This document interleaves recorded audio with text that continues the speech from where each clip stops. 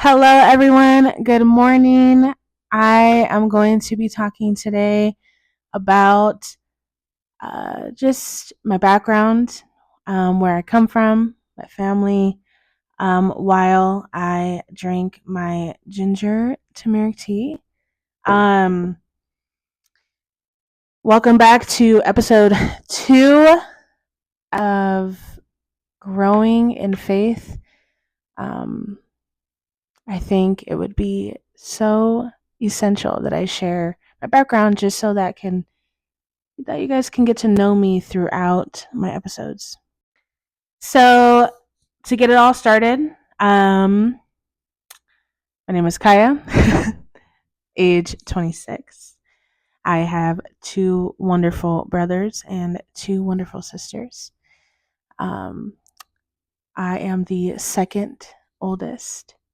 Um, the second is the best, you know. I'm just kidding.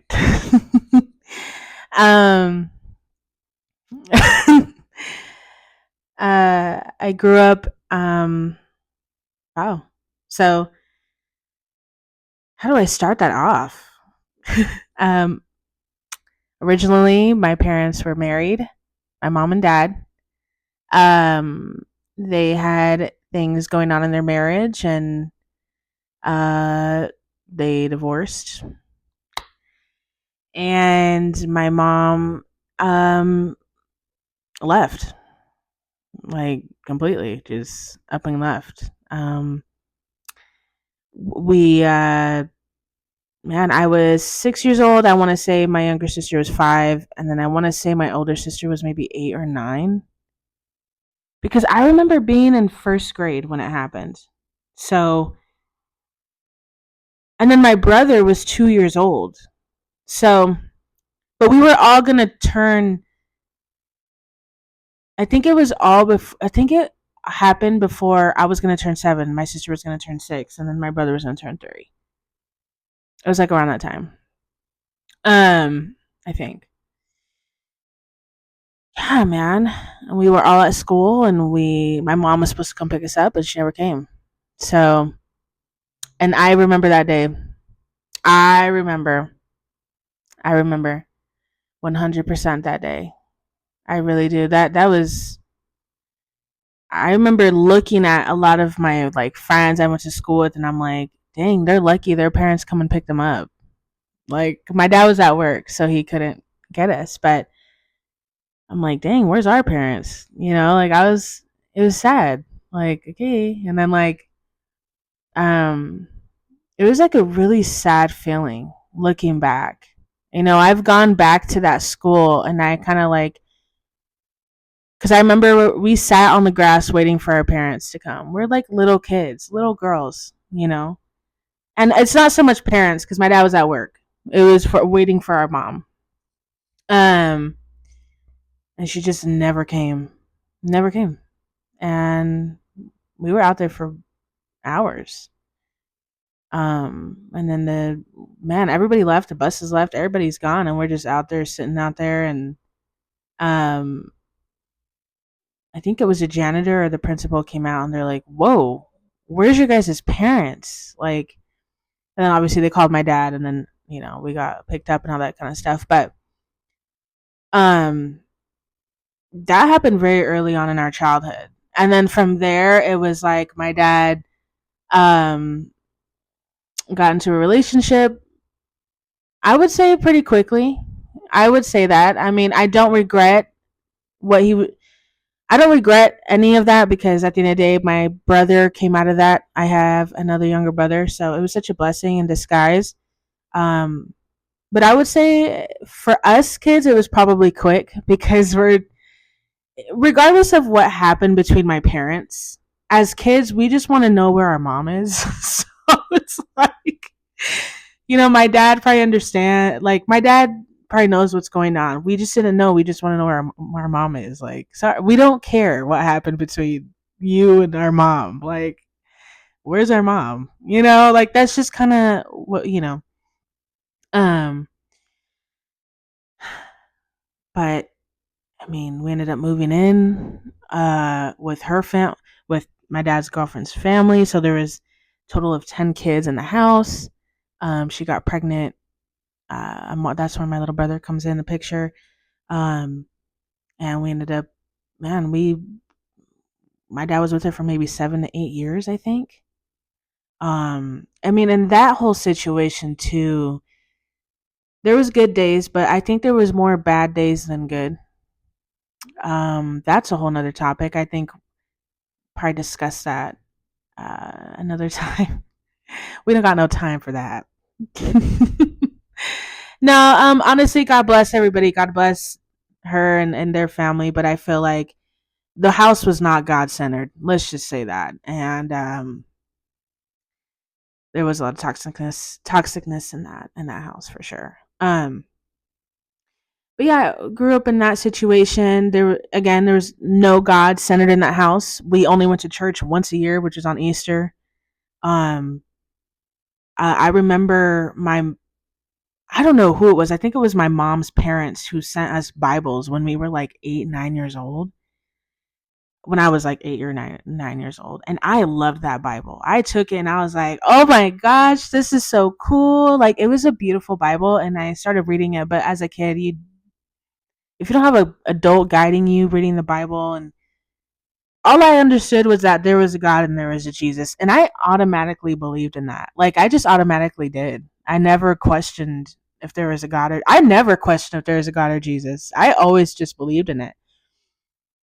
And then ironically, we moved to Woodburn when I was in third grade. Right across the street from me was a friend who was the same age as me. Their family started inviting me to church. I would go to church with them. And I was literally like the only one in the house of like 12 people going to church every Sunday. Um, and I believe her family, we would help out with cooking breakfast for the church, which is kind of ironic for what I do today. I think God was trying to show me that that was going to be a purpose of mine in the future. Um, and that's just kind of how I got to know Jesus more.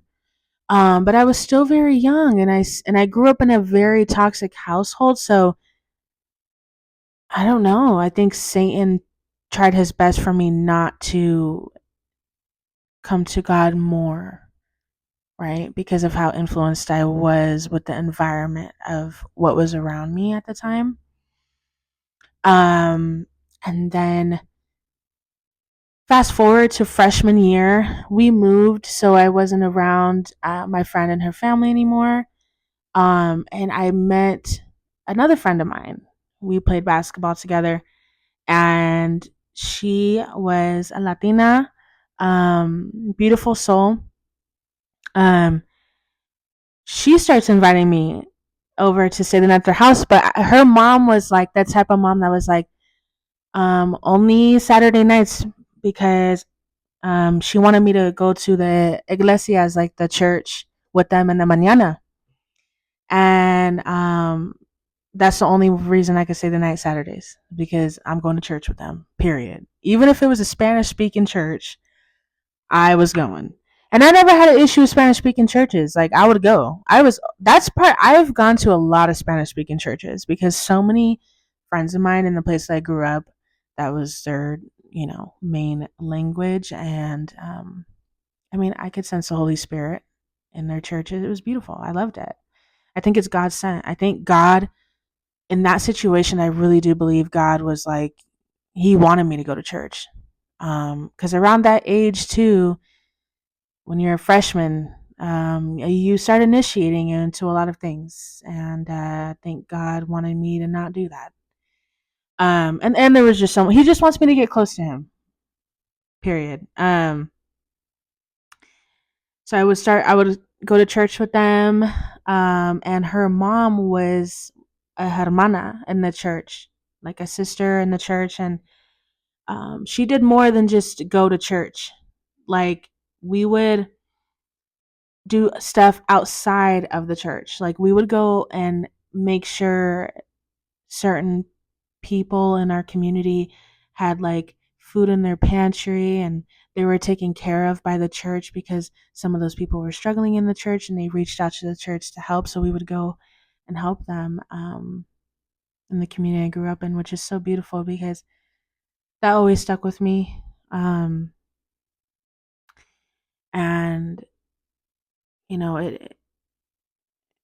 it was such a beautiful thing. I will never forget that. I will never forget that. Um,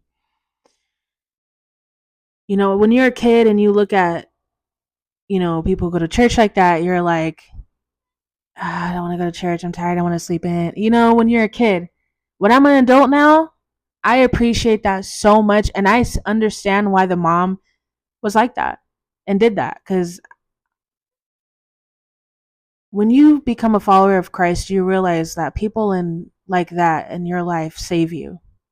They're like messengers that God sends in your life. They are trying to bring you closer to Christ. That is a beautiful thing, you know?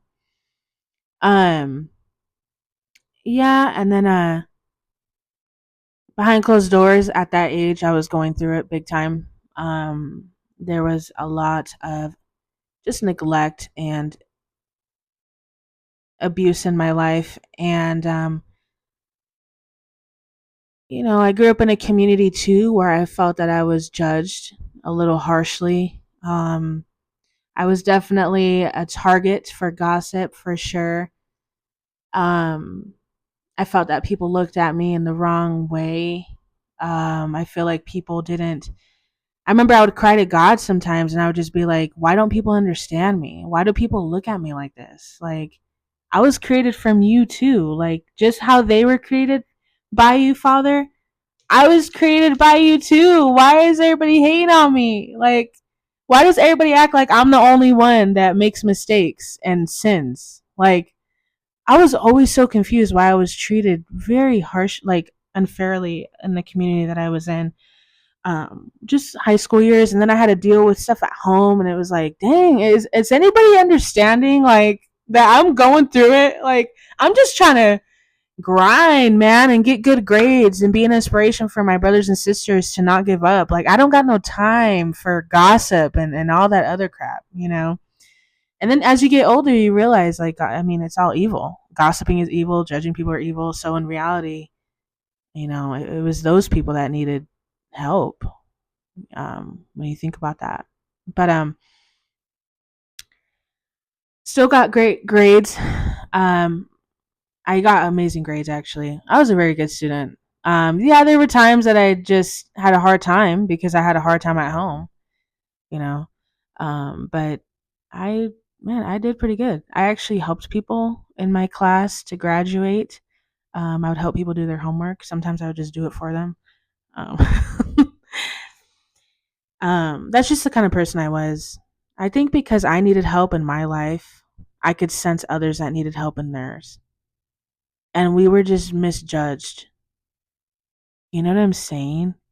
I remember there's this one kid that would come to school late and the teacher would yell at him, but I would know deep down that he was struggling and I would feel so bad for him and I would be like, why doesn't the teacher just pull him aside and ask him, "Hey, is everything okay?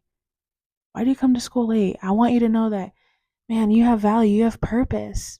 You know? Why don't we help others with love? We don't need to like tear them down. You don't know what they're going through at their house.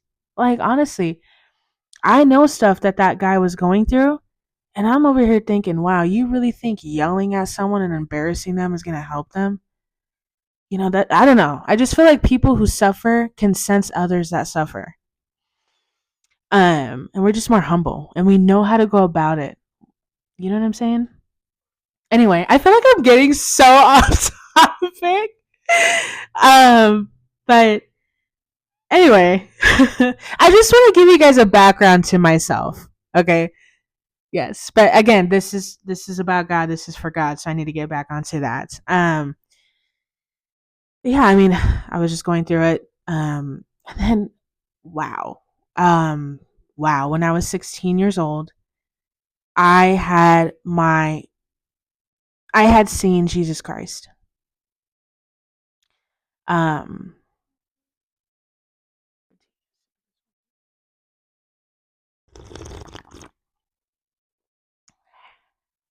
ASMR. You guys are like, no, your version is a little disgusting. Now, I was sleeping in the living room. I didn't have a room growing up. My brother shared a room, and then my two sisters shared a room. And so I slept in the living room.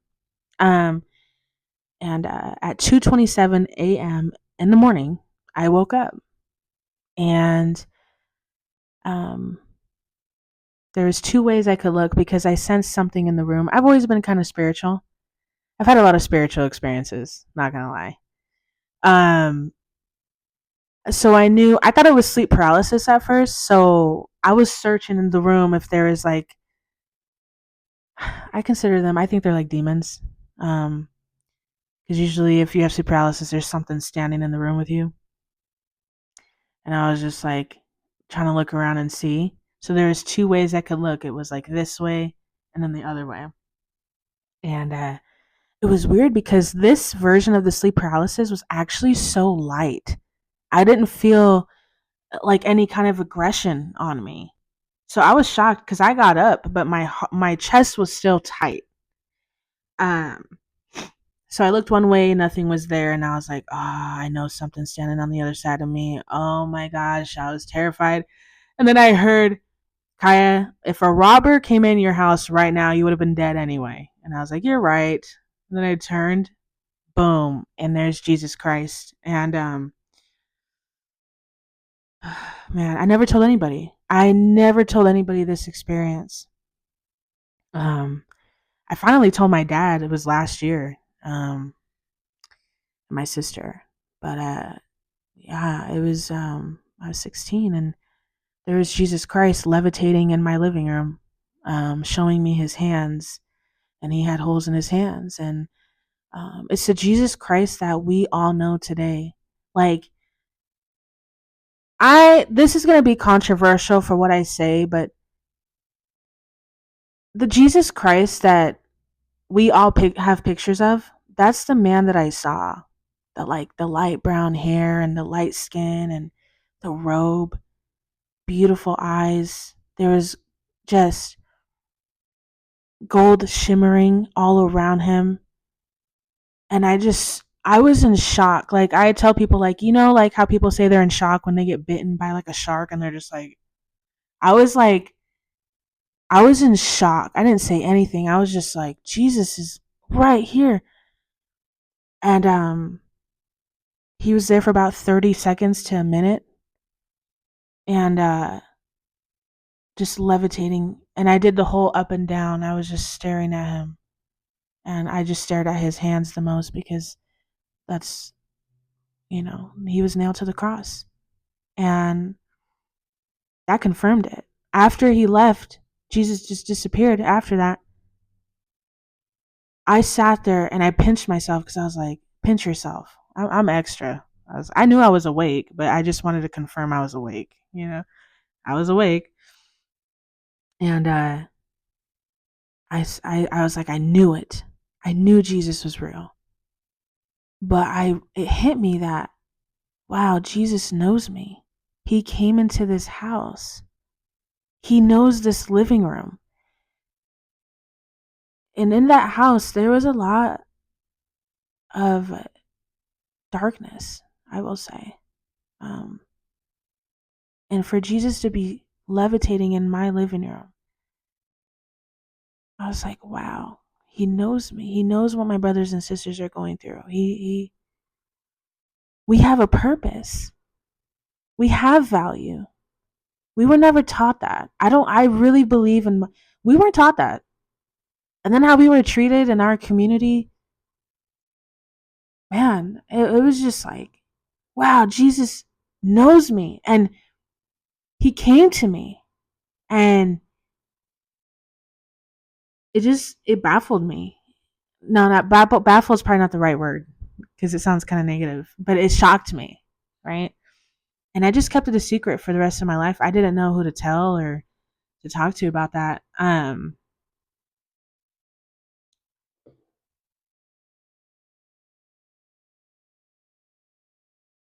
So yeah, but the sad thing is, it still didn't push me to follow commandments. I honestly thought when Jesus came to me, I just was like, oh, I have a purpose, right? I didn't think of it like I need to come unto him.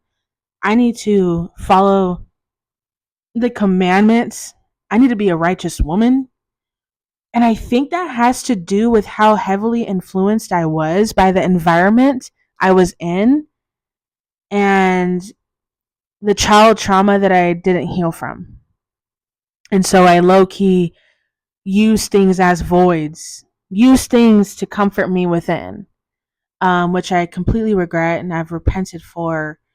Um, it hurts my heart because Jesus came to me, and not a lot of people can say that, and I still was not on the right path. Um, and fast forward, I would say when I started my path with Jesus again, and just it was when I hit rock bottom. I was 22 years old. It hit me that, man, it was just my dad and I got into it, and that night I threw my hands in the air, and there was thoughts of hurting myself, um, because I just was so tired. I felt like I had to fight for love. I had to fight to be respected. I had to fight to feel value from someone else, and I was just so tired of begging people to love me righteously. My mom, my dad. Um, I think I was just really hurt just by my parents. Like it hurt me really bad. I didn't realize how hurt I really was, and I went outside. I threw my hands in the air. It was like 11 o'clock at night. I started crying to God, and like I was, man, I hit rock bottom so bad that I realized I need God, and I heard God say, because I was telling God, I said, "Why am I not where I need to be in life? Because I fought so hard to overcome, and I'm still struggling." And God says, "Kaya," I heard him loud as day. He says, "Kaya," and this is at nighttime. I'm sure people were looking outside their windows. What is going on? Because I was like screaming, crying, and I was hurt. I hate arguing with my dad. I hated it. I was like, man, like I was so done with it, and I just, there's times I wish I hurt myself so that I could be cared for. Like that's how much I needed, I guess, validation and love and comfort and affection. And I realized I can't seek that in people anymore. I need to seek that in Jesus Christ.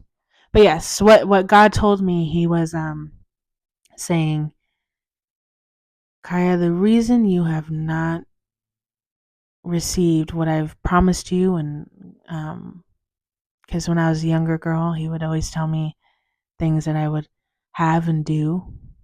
Um, but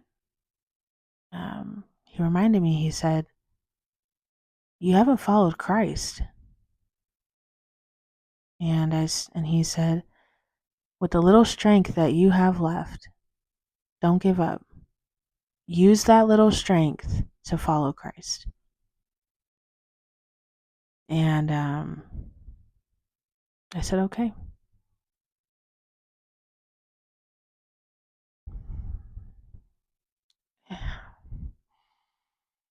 And ever since that, ever since that moment, um, my life has changed. And 7 months later, I started my business. Um, out of my suegro's home. God bless them.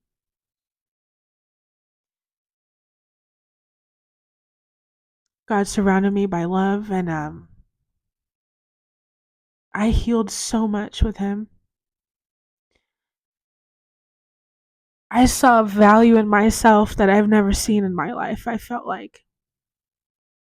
I mean, besides being in a relationship and all that, but it's like the value I think that I didn't see as a kid was healed with God when I'm an adult in a way. Like that childlike version of me was happy. Um and man, I overcame, and my business helped so much with that. And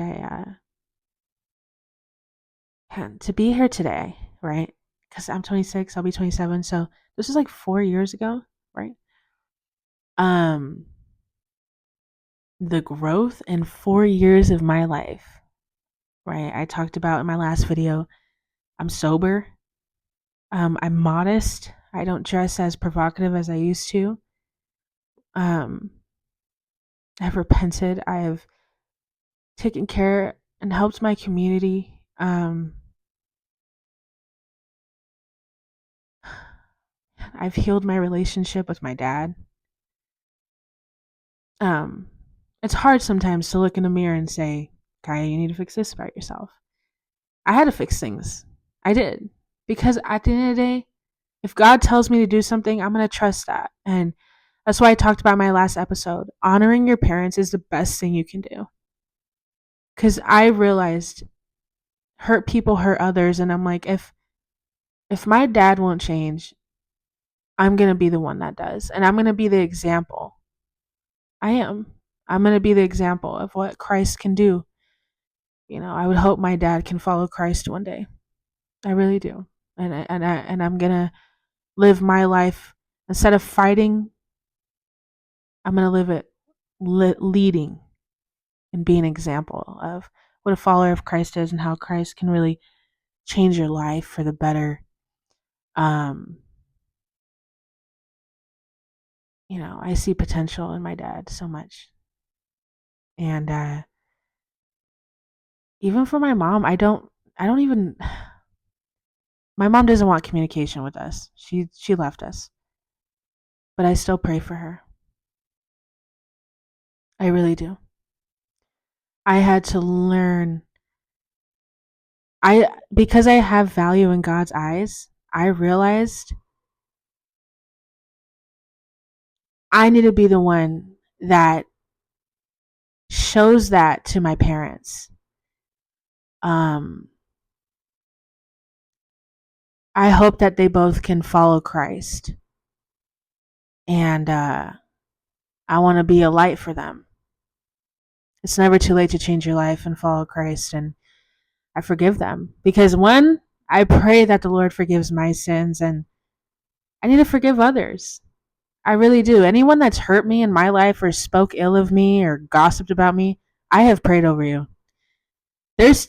So growing up in my community, I feel like people didn't know that I knew a lot of stuff. I prayed for you. And I forgive you. I really do. Oh my goodness, there's nasty things that people, oh wow. There's some crazy nasty things that people have said about me. But because I had a hard life and I had a struggle, I couldn't react to all that stuff because I had to go home and I had to deal with reality here. Okay. I had to take care of my family. Okay, my sisters and I, we had to cook for my family. We had to clean for my family. I had to take my brothers and sisters to school. We had to be the mom that we didn't have for our family. We don't have time to sit up here and chase clout by gossiping about people and entertaining that lifestyle. We had to really go through it. We were homeless. My family and I were separated for months because we didn't have a house. So we all had to sleep at different people's houses. My dad had to sleep in his car. We don't have time for that. Like, there's people in my community that actually have to struggle and go through things. And if you're truly a follower of Christ, don't gossip about people. You pray for them, you help them. There's too much gossiping in my community, way too much. Be thankful for your life. Have gratitude. Seriously. You never know what people are going through behind closed doors. Who cares if they did something in public and, oh my gosh, it's Cheeseman. You never know what goes on in private in their life. Like, some people just make mistakes. Why? Because they were never taught their value in life. It's that simple. They were not. Some people aren't raised in households where God is the center of it. You got to understand that. Like, um, man, pray for people. Pray for your enemies. You know. But yeah, I like a weight off of my shoulders. Like, I feel so much more light in my life because I've forgiven. Like, I literally forgive. And I tell God, when I talk about my testimony, I don't want to hurt my dad and or hurt people in my life that I talk about maybe in my testimony. I love them. I just talk about my testimony because I know that there's people that go through stuff that they might be able to, there's people that could relate to me that might need help. And if I could let them know, hey, you have value in the Lord's eyes, keep going, because I went through it. It's not very common that moms leave their children. So for me, I didn't know anybody that went through the same thing I've gone through. And if I did, I feel like that would have helped me so much. No one, everybody had their moms. Like, everybody had a mom in my life. I didn't know how to navigate life without a mom. If you have any comments, questions, or anything you want to ask me, right, that's a question. Why would I? Did I really just say that? If you have any comments, questions, or anything you want to ask me, see, because that's a question. Oh my gosh. Feel free to leave a comment below. Message me. If you need a prayer, let me know. Talk to me. This is a no judgment zone. I got you. I've been through it. Let's get through this together. We got each other. I feel like if Christians became more disciples and didn't judge others and just really led them to Christ, our world would be such in a better place. So, yeah, feel free to reach out to me. Thank you guys for watching.